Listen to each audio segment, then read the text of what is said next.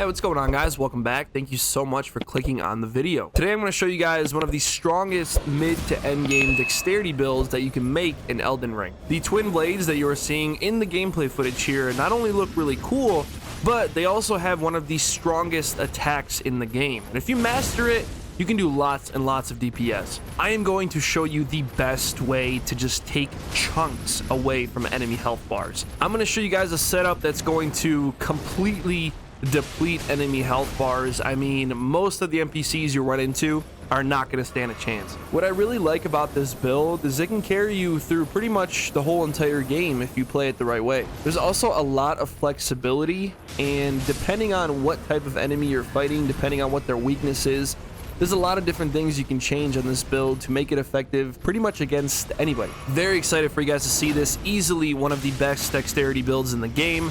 Let's go ahead and take a deeper dive into the build.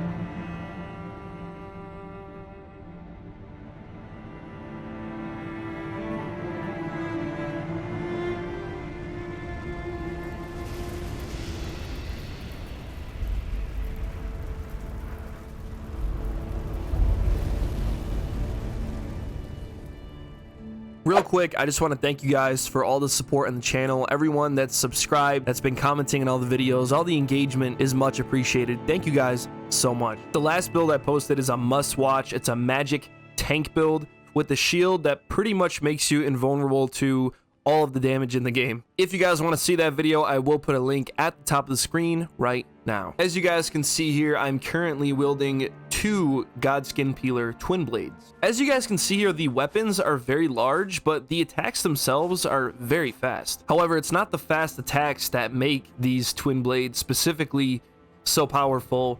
It's actually this jump attack right here. So what I like to do in all my videos, I like to show the stats or what the stats would look like for a build like this at different level brackets. You know, for example, perhaps level 100, level 50, 150, whatever it may be. So what we're going to do is we're going to go ahead, we're going to take a trip to Rennala. We are going to respec our attributes, and I'm going to show you guys what your build should look like at the point that you are in Elden Ring. So this is what your attributes are going to look like if you're around level 50. For Vigor, we have 30. We want to make sure we have a lot of HP. This is a melee focused build, and we're going to be up close 99% of the time. For Mind, we have 12. Endurance, 15. Strength, we're going to leave at 10. If you want to increase it a bit to use other specific weapons that have a strength attribute requirement, then you might have to bump this up a little bit, right? But for right now, we're going to go with these stats here. Obviously, dexterity, we want dexterity pretty high on this build. We have it at 30, intelligence 10, faith 8, and arcane at 20. Now, if you are in the level 100 level bracket, your stats are going to look something like this. For Vigor, we have 40, Mind 15, Endurance 20, Strength 15, Dexterity at 40. Again, the same principle applies here. Dexterity, Health, and Arcane are going to be our highest attributes. So we have Intelligence at 10, Faith at 8, and Arcane at 35. And last but not least, if you are somewhere around level 50, your attribute points would look something like this here. We have Vigor at 50. Again, we want HP as high as possible. Mind at 20, Endurance 25, Strength 18, Dexterity 50, Intelligence at 10, Faith 8, and Arcane also at 50. Now, for me personally, I am definitely endgame. I'm a pretty high level, 200 plus. This is actually my third playthrough on this game. So, with that being said, I'm currently level 227. So if you are far into the game and you've already played through it a couple of times and you want a very powerful dexterity setup, definitely use this video for a reference. You can see here my attribute points. Again, similar trend. Vigor at 70, Mind 30, Endurance 30, Strength very low at 18, Dexterity 70, Intelligence 10, Faith 8, and Arcane 70. For those of you wondering why we are focusing so much on arcane, it's because we want to stack our bleed damage and get as much blood loss as possible. Now, both of my twin blades here actually have a blood Ash of War Bloodhound step. If you guys don't know what Bloodhound step is, it's one of the best Ashes of War to have in the game. It's going to give you the ability to get out of most combat situations. Also, if you need to get aggressive and maybe reposition, it's a very good Ash of War to use. You can scale it with pretty much anything. And I mean, look at this, guys. It doesn't use really any FP at all. So it's definitely a must-have. You guys should definitely get your hands on it. If you do want to get this Ash of War, the Bloodhound step, if you open up the map and you go over down here in the bottom right in Caelid, there is a site of grace called Lenny's Rise. There's going to be a bridge right behind you as soon as you spawn in. And as long as it's nighttime, there will be a Knight's Cavalry mini boss that's going to spawn here. If you kill them, they will drop the Bloodhound step Ash of War. So going back to the weapons here, you can see that I have 2 blood Godskin peelers plus 25, which means they are fully maxed out. As we just went over, I do have the Bloodhound step. Now, if those of you are out there wondering how I'm getting bleed damage with the Bloodhound's step Ash of War, it's actually very simple.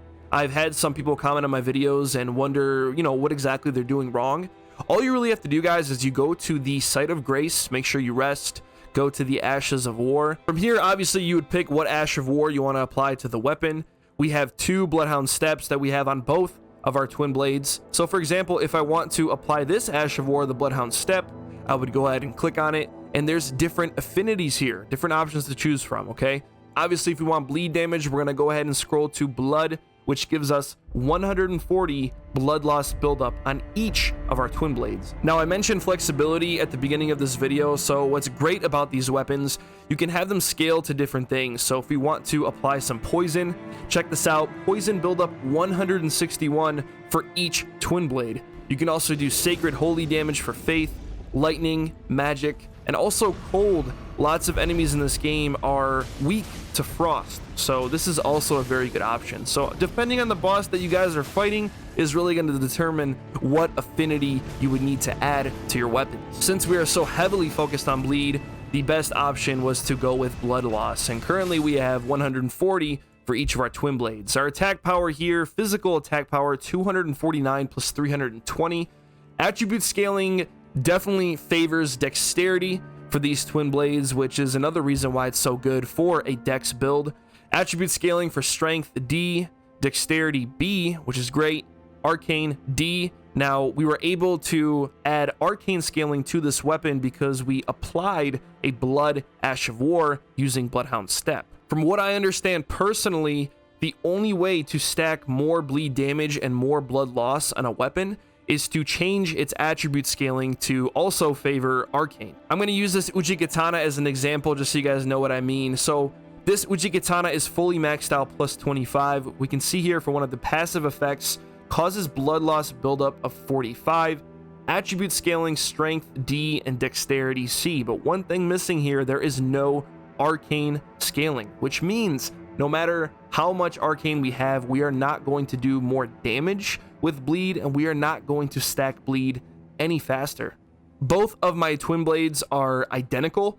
Keep in mind, in order to use these weapons, you do have to have 17 strength and 22 dexterity. So dexterity is going to be very important. Now, if you're wondering where I got these, you actually have to kill a boss. So if I open up my map and I go to the Atlas Plateau area, there is going to be an area right here called the Windmill Village. Once you climb all the way up, get to this site of grace, the Windmill Heights, there's going to be a mini boss. That mini boss will drop the Godskin Peeler Twin Blade. If you want to get your hands on 2 Godskin Peeler Twin Blades, you'll either have to play through the game a second time and kill the boss twice, or you can have somebody come into your world and drop it for you. I also have a black bow, plus 9, almost maxed out. This is considered a magic bow, but I think it's always good to have a bow and arrow on your build just in case you need to hit enemies at range. Also, I have a ton of poison bow and arrows, which means I can stack poison with my arrows. This chest armor piece right here is actually very important to make this build as strong as possible. So for the hood, we have the black knife hood. I think it looks really good with this cape. And right here, the Raptors Black Feathers chest piece. Now, what makes the Raptors Black Feathers so special is the damage bonus that it actually gives you. Wearing this chest piece will strengthen your jump attacks by about 10%.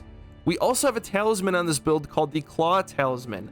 And as long as you have both of these equipped, you will do about 25% extra damage with your jump attacks, making these attacks even stronger.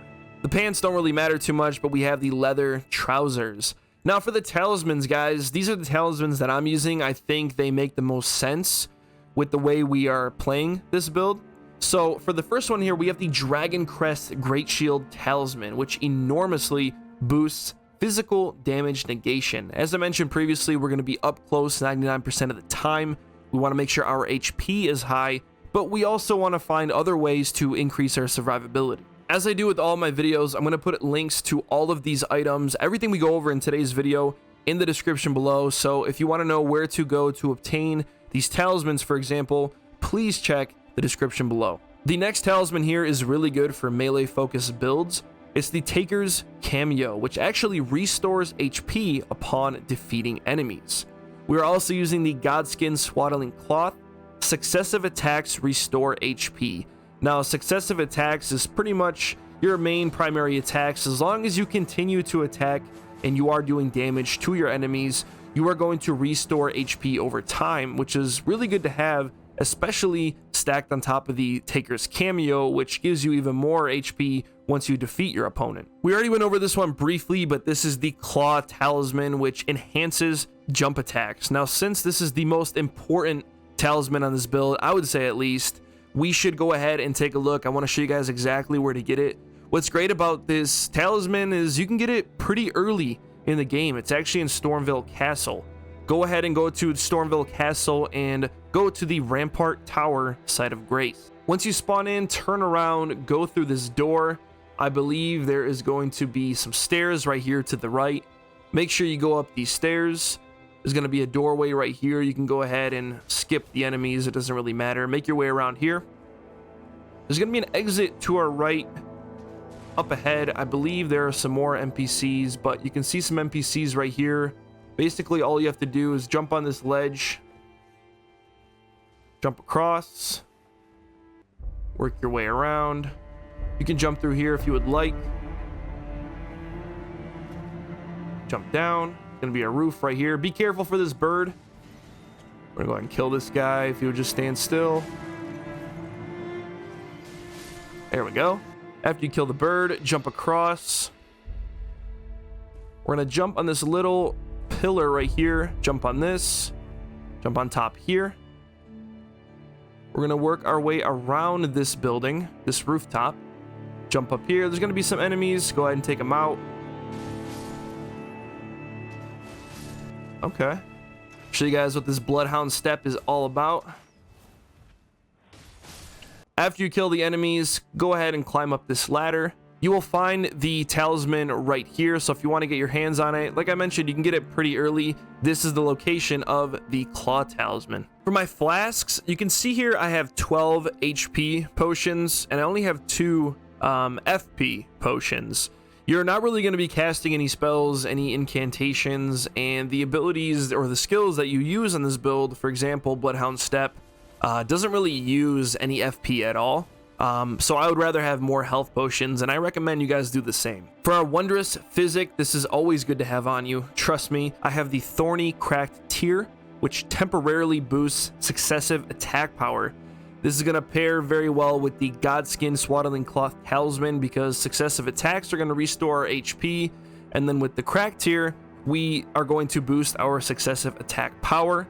Pair that with the Opaline Bubble Tear, which significantly negates damage received on top of the DRAGONCREST GREATSHIELD Talisman that we already have, which is going to be enormously boosting our physical damage negation.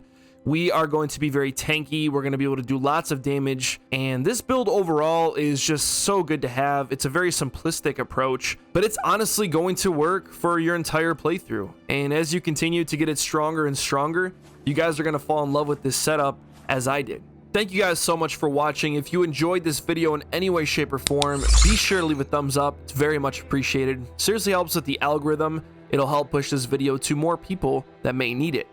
Also, make sure you subscribe to the channel if you want to see more Elden Ring videos just like this one. Thank you guys for being here, and I'll see you in the next one. Peace.